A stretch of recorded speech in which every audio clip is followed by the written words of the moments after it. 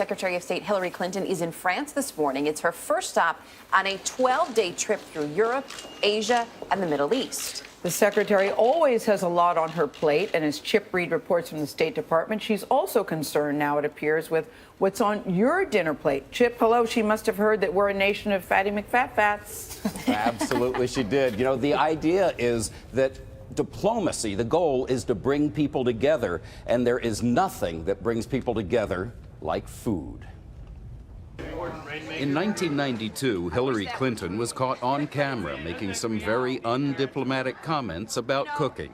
I suppose I could have stayed home and baked cookies and had teas. 20 years later, as the globe-trotting Secretary of State, she still doesn't spend much time at home. But cooking is never far from her mind, ever since she turned the State Department kitchen into a tool of international diplomacy.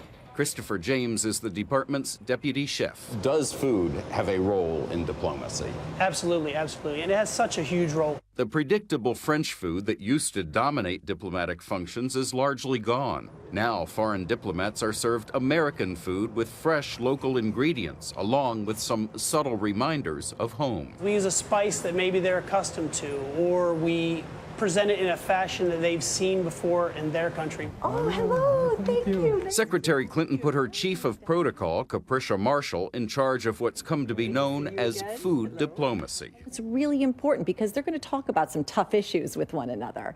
We want the framework of those tough discussions to be relaxing, to be welcoming, to be inviting. Marshall says that when Israeli Prime Minister Benjamin Netanyahu was at the State Department recently, he was surprised and pleased to find good hummus at the table. And when China's Vice President Xi Jinping visited this year, a top Chinese-American chef was brought in to cook Chinese delicacies. Vice President Xi's eyes lit up. He was so honored by this gesture. This week, Jose Andres, one of the nation's top chefs, designed the menu for a meeting of protocol chiefs from all over the world. I believe that a dinner, gathering people around a table, you have a true opportunity to send hidden messages. Hidden messages? Hidden messages through a menu and hidden messages through the food that you put in a plate. For example, Katrina.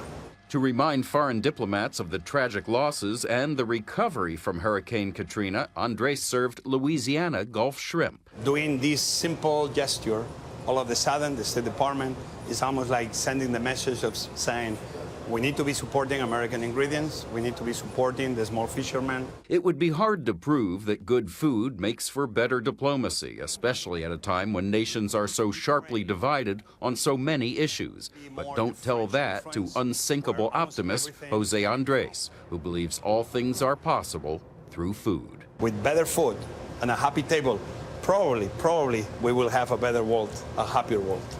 And Gail and Erica, in about 20 years of reporting from Washington, I think this is the first time I've ever talked about food from the State Department. Listen, I think they are onto something, Chip. I really do.